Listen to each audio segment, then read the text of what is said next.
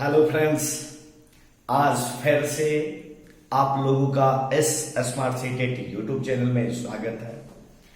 तो मेरे भाई, अभी जो हम लोग इस वीडियो में चर्चा करने वाले हैं वह आगामी होने वाले सीटेट का एग्जाम जो जुलाई में होने वाला है उस पर चर्चा करने वाले हैं। तो मेरे भाई, नोटिफिकेशन अभी आया तो नहीं है, लेकिन जैसा माना जा रहा है कि अगले माह के फर्स्ट वीक से लेकर सेकेंड वीक अर्थात 15 तारीख तक में नया नोटिफिकेशन आ सकता है। ठीक है, तो मेरे भाई, नोटिफिकेशन कभी भी आवे, इससे हम लोगों को कोई मतलब है नहीं। हम लोगों को जो भी बच्चे अभी तक सीटेट क्वालिफाई नहीं किए हैं, जो वंचित रह गए हैं, वह तैयारी में लग जाइए। क्योंकि जैसा मेरा मानना है कि आप कभी भी फॉर्म भर के तैयारी मत करो, तैयारी करने के बाद आप फॉर्म भरो तो आप आधा सक्सेस वहीं कर जाओगे। ठीक है, तो उसी पर हम लोग चर्चा करेंगे कि यह जो जुलाई में सीटेट होने वाला है उसकी तैयारी हम लोग कैसे करेंगे। ठीक है, तो देखते हैं कि आज इस वीडियो में हम आप लोग के लिए क्या लेके आए हैं। तो मेरे भाई, आज इस वीडियो में जो हम आप लोगों को लेके आए हैं वह सीटीईटी जुलाई से संबंधित चीजों को लेके आए हैं। तो सबसे पहले हम लोगों को यह समझना होता है कि मेरे भाई, हम जो एग्जाम दे रहे हैं इस एग्जाम में टोटल जो नंबर होगा वह कितने नंबर का होगा। तो मेरे भाई, 150 नंबर के आपके एग्जाम और इस 150 नंबर के एग्जाम में टोटल क्वेश्चन 150 होगा। कितना होगा मेरे भाई? नंबर 150, क्वेश्चन 150, मतलब 150। अर्थात प्रत्येक एक क्वेश्चन के लिए एक नंबर आपको मिलेंगे।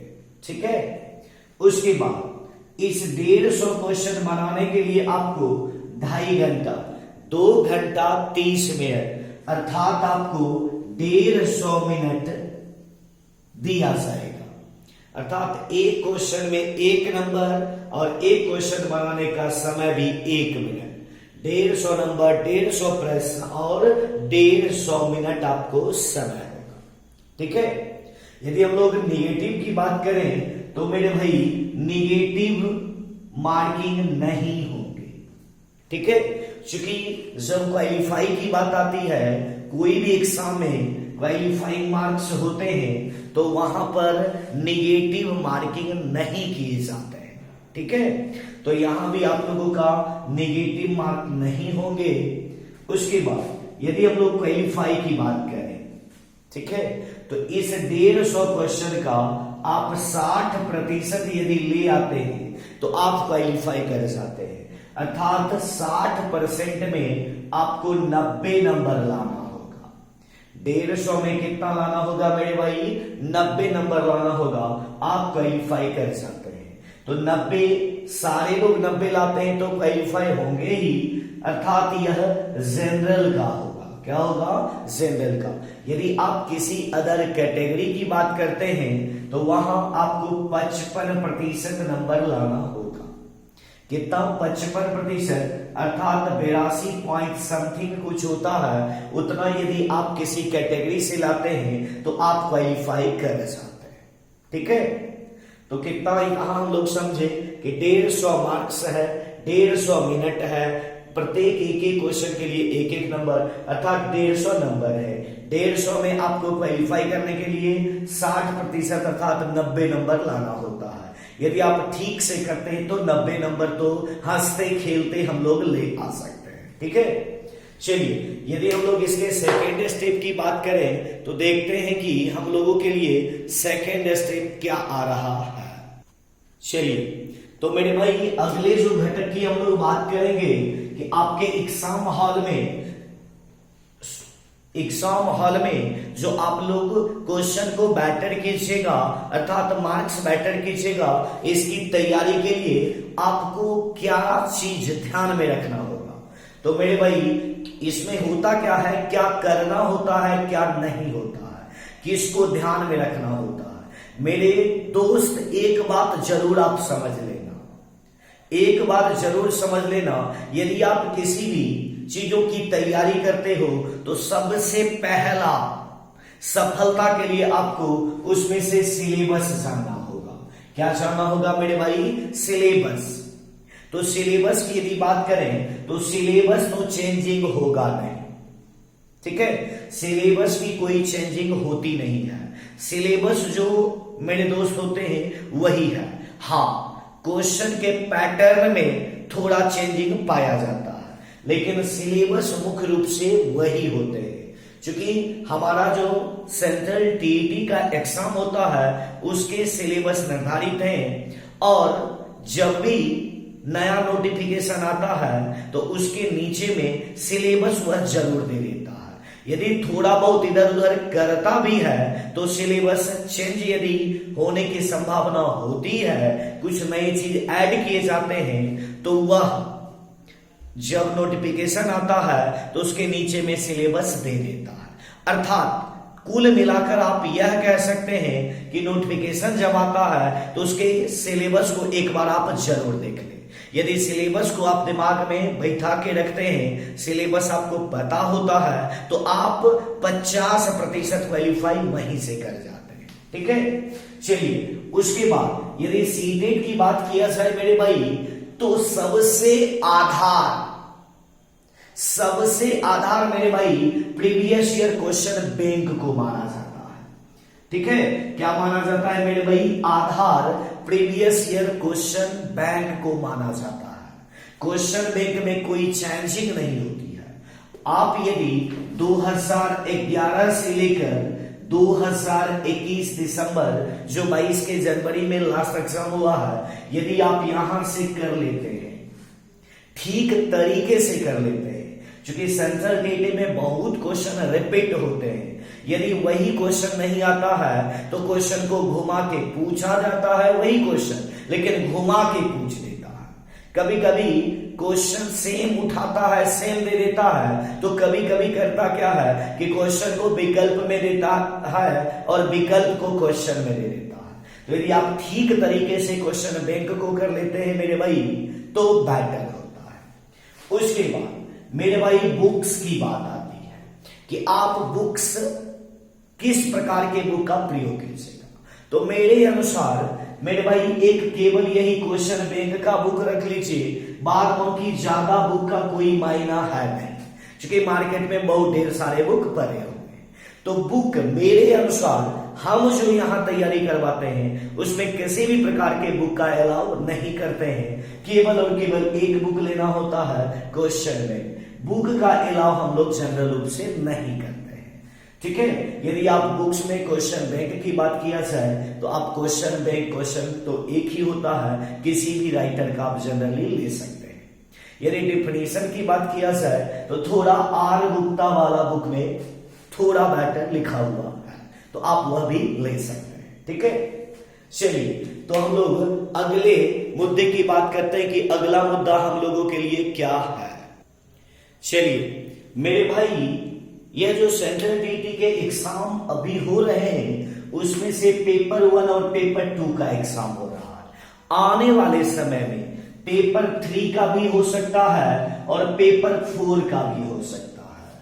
यूं तो कहा गया था कि पेपर 3 और पेपर 4 का एग्जाम इसी बार के नोटिफिकेशन में आने की गुंजाइश थी, लेकिन हो सकता है कि इसका जो ऑनलाइन एग्जाम का पैटर्न आया है उस कारण से इस बार इसको ऐड नहीं भी किया जा सकता है।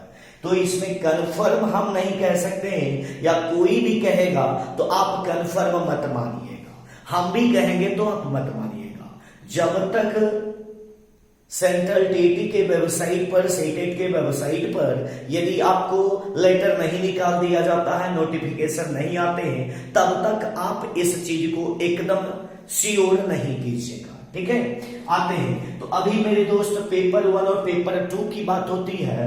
तो पेपर 1 और पेपर 2 में टोटल 150 में 90 नंबर कॉमन होते हैं। सीडीपी 30, इसमें भी सीडीपी 30। उसके बाद L1 30, L1 30, L2 30, L2 30। ठीक है, 30 30 60 30 90, अर्थात 90 नंबर का जो मेरे भाई तैयारी आप लोग कीजिएगा वह दोनों का लगभग एक ही होता है। यदि आप अच्छी ढंग से पढ़ लेते हैं तो पेपर 1 और पेपर 2 90 नंबर की तैयारी आराम से हो जाएगी। ठीक है, दोनों का अंतर होता है इस 60 क्वेश्चन में। यदि आप पेपर 1 की तैयारी करते हैं तो उसमें 30 का मैथ्स होता है और 30 का ईवीएस होता है। इस 30 के मैथ्स से आपको 15 प्लस 15 होते हैं, या 15 नंबर होता है मेरे दोस्त सीडीपी मैथ का सेक्शन होता है, और इस 15 नंबर में बेसिकली मैथ बनाने की चीजें आती है। ठीक है, उसके बाद यदि ईवीएस की बात करें तो इसमें भी 15 बुक्स के आते हैं एनसीईआरटी का, और 15 आपको ईवीएस का सेक्शन आता है। यह पेपर 1 की बात हो गई। अब हम लोग पेपर 2 की बात करते हैं। 30 30 90 नंबर तो सेम है। 60 नंबर में यदि आप मैथ साइंस के हैं तो आपको मैथ और साइंस से 60 नंबर आएगा, और यदि आप एसएसटी से हैं तो एसएसटी से आपको 60 नंबर आएगा।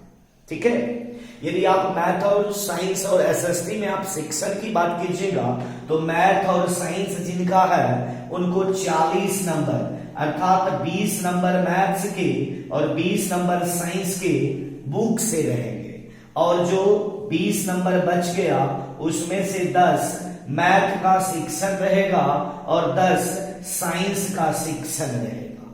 ठीक है, यह हो गया साइंस वालों के लिए। उसके बाद जिनका एसएसटी है उनको 45 नंबर बुक के रहेंगे। 3 बुक होता है। ठीक है, 6 7 8 तीनों क्लास में जो बुक होता है एनसीईआरटी का, उसमें से 3 पार्ट, तीनों पार्ट से 15 क्वेश्चन आते हैं, 45 क्वेश्चन, और 15 क्वेश्चन आपके सामाजिक विज्ञान के सेक्शन के आते हैं। ठीक है, तो हम लोग पेपर 1 और पेपर 2 की बात को यहां समझ गए। ठीक है, तो मेरे भाई इतना ही हम लोग तैयारी शुरू करने से पहले समझते हैं। ठीक है, और यदि हम लोगों को, और इन सारे के पीछे एक बात जरूर याद रखना, सबसे महत्वपूर्ण होता है बाबू सिलेबस। क्या होते हैं? सिलेबस।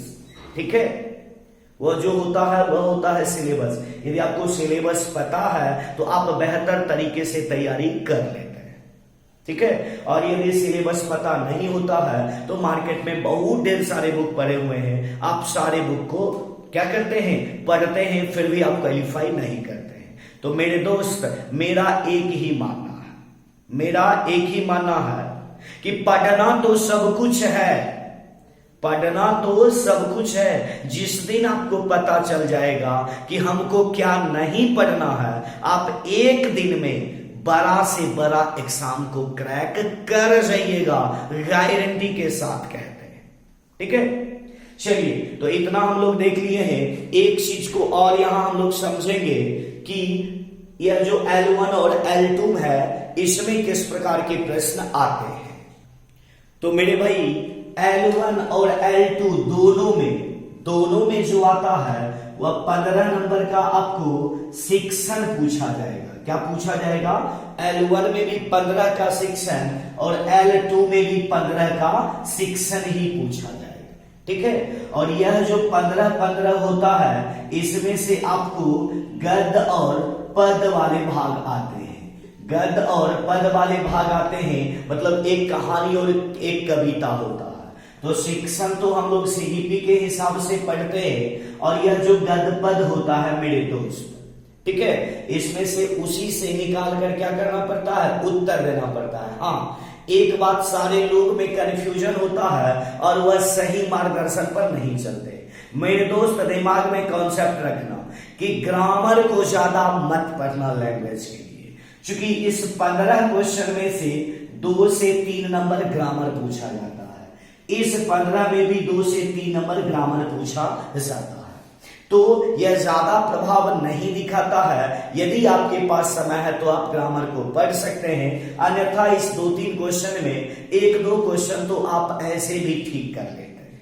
ठीक है, चलिए तो हम लोग इस वीडियो में इतना ही देखते हैं, फिर हम लोग मिलते हैं अगले वीडियो में नए चीजों के साथ।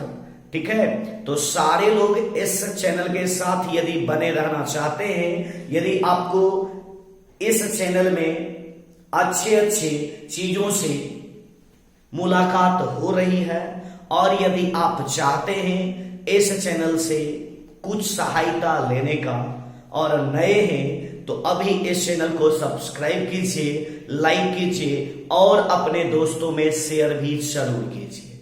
तो मेरे भाई फिर मिलते हैं अगले वीडियो में टॉपिक के साथ। प्रत्येक विषय से संबंधित टॉपिक को हम लोग इस बार लेकर के आप लोगों के बीच आ रहे हैं। फिर अंत में महामैराथन को भी लेके हम आपके बीच आएंगे। तो अगले वीडियो में मिलेंगे प्रत्येक विषय के टॉपिक के साथ। तब तक के लिए धन्यवाद।